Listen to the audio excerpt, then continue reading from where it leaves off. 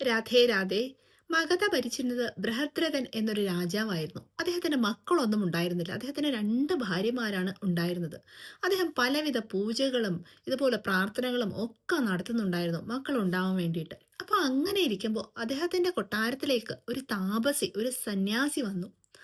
അപ്പൊ ആ സന്യാസി ഒരു മാമ്പഴം ഇദ്ദേഹത്തിന് സമ്മാനമായി കൊടുക്കും. എന്നിട്ട് ഈ മാമ്പഴം ഏത് ഭാര്യയ്ക്കാണോ കൊടുക്കുന്നത് അവൾ ഗർഭിണിയാകും എന്ന് പറഞ്ഞു, ഒരു പുത്രനും ഉണ്ടാവും എന്ന് പറയുന്നു. അപ്പോൾ രാജാവിന് 2 ഭാര്യമാരെയും ഒരുപോലെ ഇഷ്ടമാണ്.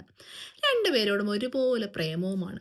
അപ്പോൾ ഈ രാജാവ് എന്താ ചെയ്യുന്നതെന്ന് വെച്ചാൽ മാമ്പഴം രണ്ടായിട്ട് പകുക്കും. എന്നിട്ട് ഒരു പകുതി ഒരു ഭാര്യയ്ക്കും കൊടുക്കും, അടുത്ത പകുതി അടുത്ത ഭാര്യയ്ക്കും കൊടുക്കും.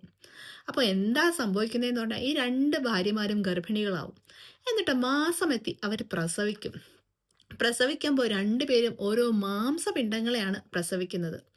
അതായത് ഒരു മാംസപിണ്ഡമാണെങ്കിൽ ഒരു കണ്ണ്, മൂക്കിന്റെ പകുതി, ചുണ്ടിന്റെ പകുതി, അങ്ങനെ ഒരു ഭാഗം മുഴുവൻ, ശരീരഭാഗം മുഴുവൻ. അടുത്ത മാംസപിണ്ഡമാണെങ്കിൽ ഇതുപോലെ ഇപ്പുറത്തെ ഇടത് ഭാഗം മുഴുവൻ എല്ലാം ഉണ്ട് പകുതി വെച്ചിട്ട്.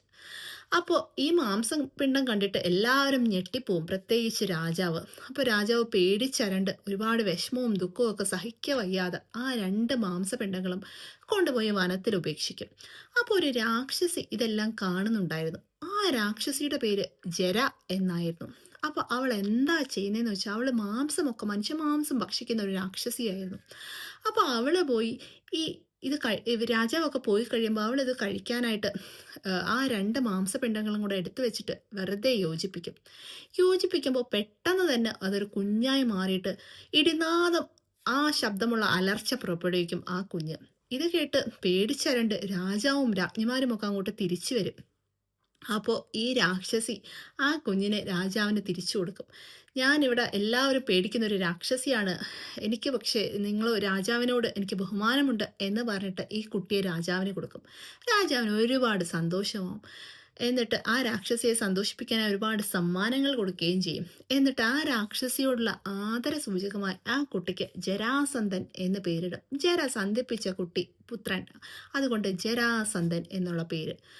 ആ പ്രത്യേക സാഹചര്യത്തിൽ, ദുരൂഹ സാഹചര്യത്തിൽ ജനിച്ച കുട്ടി ആയതുകൊണ്ടും ആ കുട്ടിക്ക് വല്ലാത്ത കായിക ബലവും ശക്തിയും ഒക്കെ ആയിരുന്നു. അങ്ങനെ എല്ലാവരെയും പേടിപ്പിച്ച് ശക്തിമാനായി ജരാസന്ധൻ വളർന്നു വന്നു. വളർന്നു വന്നപ്പോൾ എല്ലാ രാജാക്കന്മാരെയും ഒക്കെ തോൽപ്പിച്ച് മഗധ അടക്കി ഭരിച്ച് ജരാസന്ധൻ ഇങ്ങനെ താമസിക്കാൻ തുടങ്ങി. അപ്പോൾ അങ്ങനെ ഇരിക്കുമ്പോഴാണ് നമ്മുടെ പാണ്ഡവരിൽ യുധിഷ്ഠിരന് അവിടെ രാജസൂയ യജ്ഞം നടത്തണമെന്ന് നാരദ മഹർഷി വന്നിട്ട് ഇന്ദ്രപ്രസ്ഥത്തിൽ വന്നിട്ട് യുധിഷ്ഠിരനോട് പറയുന്നു. അപ്പൊ യുധിഷ്ഠിരൻ ഇതിനെക്കുറിച്ച് ചർച്ച ചെയ്യാനായി കൃഷ്ണനെ വിളിക്കുന്നു. എന്നിട്ട് കൃഷ്ണനോട് ചർച്ച ചെയ്യുന്നു. ഞാനിങ്ങനെ രാജസൂയ യാഗം നടത്താൻ ആഗ്രഹിക്കുന്നു, ഞാൻ എന്താ ചെയ്യണ്ടേ എന്ന് പറഞ്ഞ ഉപദേശം ചോദിക്കും. അപ്പൊ കൃഷ്ണൻ പറയും, രാജസൂയ യാഗമൊക്കെ നടത്തുന്നത് കൊള്ളാം, പക്ഷെ ആ യാഗത്തിന്റെ പ്രത്യേകത എന്ന് പറഞ്ഞാൽ എല്ലാ രാജാക്കന്മാരും ഈ യുധിഷ്ഠിരൻ എന്നുള്ള രാജാവിനെ സമ്മതിച്ചു കൊടുക്കണം. അപ്പൊ ആർക്കെങ്കിലും അതിൽ എതിർപ്പുണ്ടെങ്കിൽ അവരെ തോൽപ്പിച്ച് യുദ്ധം ചെയ്ത് തോൽപ്പിക്കണം. അതാണ് രാജസൂയ യാഗത്തിന്റെ നിയമം. അപ്പൊ അങ്ങനെ ആവുമ്പോൾ മഗധയിലെ രാജാവാണ് ഇപ്പൊ ജരാസന്ധൻ. അവൻ അതീവ ശക്തിമാനാണ്. അത് മാത്രമല്ല, ജരാസന്ധന് കൃഷ്ണനോട് പ്രത്യേക ശത്രുതയുണ്ട്. ആ ശത്രുതയുടെ കാരണം എന്തെന്ന് പറഞ്ഞാൽ ജരാസന്ധന്റെ 2 മക്കളെയും വിവാഹം കഴിച്ചു കൊടുത്തത് കംസനാണ്. കൃഷ്ണൻ കംസനെ കൊന്നപ്പോൾ ജരാസന്ധന്റെ 2 പെൺമക്കളും വിധവകളായി മാറി. അപ്പൊ ആ ഒരു ദേഷ്യമുള്ളതുകൊണ്ട് കൃഷ്ണനെ എങ്ങനെയും കൊല്ലണം, യാദവ കുലം മുഴുവൻ അവസാനിപ്പിക്കണം എന്നുള്ള പ്രതിജ്ഞയിലാണ് ജരാസന്ധൻ കഴിയുന്നത് തന്നെ. അത് മാത്രമല്ല, ജരാസന്ധൻ ഭയങ്കര ശിവഭക്തനാണ്. ശിവഭക്തനായതുകൊണ്ട് ശിവനോട് പ്രാർത്ഥിച്ച് ഒരുപാട് ശക്തിയും ബലവും ഒക്കെ ജരാസന്ധനുണ്ടായിരുന്നു. അപ്പോൾ കൃഷ്ണൻ ഇങ്ങനെ യുധിഷ്ഠിരനോട് പറയും, അതുകൊണ്ട് ജരാസന്ധൻ യുധിഷ്ഠിരനെ അംഗീകരിക്കില്ല. അപ്പോൾ ജരാസന്ധൻ ഉറപ്പായും തോൽപ്പിക്കണം എന്ന് യുധിഷ്ഠിരനോട് പറയുന്നു. അപ്പോൾ യുധിഷ്ഠിരൻ പറഞ്ഞു, കൃഷ്ണനും ഭീമനും അർജുനനും നിങ്ങൾ 3 പേരും കൂടി ചേർന്ന് അത് തീരുമാനിച്ചിട്ട് ജരാസന്ധനെ എങ്ങനെയാണെങ്കിലും തോൽപ്പിക്കണം എന്ന് പറയുന്നു. അങ്ങനെ കൃഷ്ണൻ അർജുനനും ഭീമനുമായി ചർച്ച ചെയ്യുന്നു. എന്നിട്ട് അവർ മഗധയിലേക്ക് പോകാൻ തീരുമാനിക്കുന്നു. അപ്പോൾ ഭീമൻ ഇങ്ങനെ ജരാസന്ധന്റെ ജന്മരഹസ്യത്തെ പറ്റിയൊക്കെ ചോദിക്കുന്നു. കൃഷ്ണൻ അതിനെല്ലാം മറുപടി കൊടുക്കുന്നു. ഇങ്ങനെ അവൻ അതീവ ബലവാനാണ്, ശക്തിമാനാണ്, അവൻ ജനിച്ചത് എങ്ങനെയാണ് എന്നൊക്കെ ഭീമന് പറഞ്ഞു കൊടുക്കുന്നു. അങ്ങനെ ഇവരെന്താ ചെയ്യുന്നതെന്ന് വെച്ചാൽ കൃഷ്ണനും അർജുനനും അതുപോലെ ഭീമനും 3 പേരും ബ്രാഹ്മണരുടെ വേഷം എടുക്കും. വേഷം എടുത്തിട്ട് അവരെന്താ ചെയ്യുന്നതെന്ന് വെച്ചാൽ മഗധയിലെത്തും. മഗധയിൽ എത്തിക്കഴിയുമ്പോഴത്തേക്കും ജരാസന്ധൻ ബ്രാഹ്മണരെയൊക്കെ പൂജിച്ചിരുത്തും. അപ്പോൾ അവർ വെളിപ്പെടുത്തും. അപ്പോൾ ജരാസന്ധൻ ഒരു വലിയ ക്രൂരകൃത്യം ചെയ്തിട്ടുണ്ടായിരുന്നു. എന്താന്ന് വെച്ചാൽ 86ഓളം രാജാക്കന്മാരെ നരബലി കൊടുക്കാനായിട്ട് അവരെ തോൽപ്പിച്ച്, യുദ്ധത്തിൽ തോൽപ്പിച്ച് അവിടെ പാർപ്പിച്ചിട്ടുണ്ടായിരുന്നു.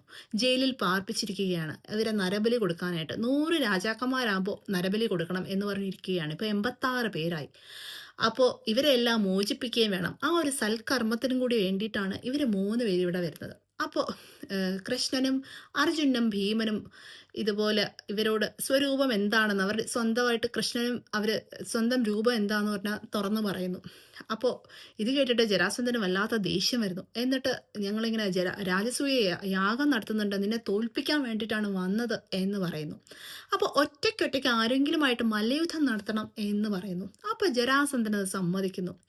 പക്ഷെ കൃഷ്ണനും അർജുനനും തന്നോടത്രയും കായികബലമില്ല എന്നുള്ള കാരണം കൊണ്ട് ജരാസന്ധൻ ഒടുവിൽ ഭീമനോട് മല്ലിടാം എന്ന് തീരുമാനിക്കുന്നു. കൃഷ്ണൻ ഭീമനെ പ്രത്യേകം ഓർമ്മിപ്പിക്കുന്നു. കാരണം ഒരുപാട് തവണ മധുരയിൽ വന്നിട്ട് ജരാസന്ധൻ യുദ്ധം ചെയ്തിട്ടുണ്ട്. അപ്പോൾ 17 പ്രാവശ്യം കൃഷ്ണനും ബലരാമനും കൂടി ജരാസന്ധനെ യുദ്ധത്തിൽ തോൽപ്പിച്ചതാണ്. അവസാനം ജരാസന്ധൻ്റെ യുദ്ധം സഹിക്കവയ്യാതെയാണ് കൃഷ്ണൻ മധുരയിൽ നിന്ന് ദ്വാരകയിലേക്ക് കൊട്ടാരവും മാറ്റി യാദവരെ അങ്ങോട്ട് കൂട്ടിക്കൊണ്ടു പോയത്. അതുകൊണ്ട് അതീവ ബലവാനാണ് എന്ന് ഭീമനെ പ്രത്യേകം ഓർമ്മിപ്പിക്കും. അങ്ങനെ യുദ്ധം തുടങ്ങും. ഭീമനും ജരാസന്ധനുമായിട്ടുള്ള ഘോര യുദ്ധം. യുദ്ധം 13 ദിവസം നീണ്ടു നിൽക്കും. 13 പകലും 13 രാത്രിയും നീണ്ടു നിൽക്കുന്ന അതിഘോരമായ യുദ്ധം. യുദ്ധത്തിൻ്റെ ഒടുവിൽ 14-ാം ദിവസം എത്തും. അപ്പോഴേക്കും രണ്ടുപേരും തളർന്നു തുടങ്ങി, പ്രത്യേകിച്ച് ജരാസന്ധൻ. അപ്പോൾ കൃഷ്ണൻ എന്താന്ന് വെച്ചാൽ ഒരു രീതിയിലും ജരാസന്ധനെ കൊല്ലാൻ പറ്റുന്നില്ല എന്നുള്ള ഒരവസ്ഥ എത്തിയപ്പോൾ കൃഷ്ണൻ എന്താന്ന് പറഞ്ഞാൽ ഒരു പുൽക്കൊടി എടുക്കും. പുൽക്കൊടി എടുത്തിട്ട് ഭീമനെ ഇങ്ങനെ കാണിച്ചു കൊടുക്കും. ആ പുൽക്കൊടി എടുത്ത് രണ്ടായി പിളർത്തുന്നതായിട്ട് കാണിച്ചു കൊടുക്കും. അപ്പോൾ ഭീമന് സംഗതി മനസ്സിലാവും. ഭീമൻ എന്താ ചെയ്യുന്നതെന്ന് വെച്ചാൽ ജരാസന്ധനെ രണ്ടായി പിളർത്തിയിട്ട് വലിച്ചെറിയും. അപ്പോൾ എന്താ പറ്റുന്നതെന്ന് വെച്ചാൽ ജരാസന്ധൻ അപ്പോൾ വീണ്ടും ഒന്നിക്കും. അപ്പോൾ കൃഷ്ണൻ വീണ്ടും ഒരു പുൽക്കൊടി എടുത്തിട്ട് കാണിച്ചു കൊടുക്കും. രണ്ട് ഭാഗങ്ങൾ, പുല്ലിൻ്റെ 2 ഭാഗങ്ങൾ ഇങ്ങനെ പിളർന്നിട്ട്, പുല്ലെടുക്കുക 2 ഭാഗമായിട്ട് പിളർന്നിട്ട് എതിർ ദിശയിലേക്ക് എറിയും. എന്നിട്ട് അങ്ങനെ ചെയ്യേണ്ടതാണ് എന്ന് ഭീമന് മനസ്സിലായിട്ട് ഭീമൻ എന്താ ചെയ്യുന്നതെന്ന് വെച്ചാൽ ജരാസന്ധൻ്റെ ശരീരം രണ്ടായി പിളർത്തിയിട്ട് എതിർ ദിശയിലോട്ട് എടുത്തെറിയും. അപ്പോൾ അതിന് ഒന്നിക്കാൻ പറ്റത്തില്ല. അങ്ങനെ ജരാസന്ധൻ മരിച്ചു വീഴും. അങ്ങനെ ആ ദുഷ്ട ജീവന് അതോടെ ഒരു അന്ത്യമായി മാറും. പാണ്ഡവർ വളരെ മനോഹരമായി യുധിഷ്ഠിരൻ രാജസൂയ യജ്ഞം നടത്തും.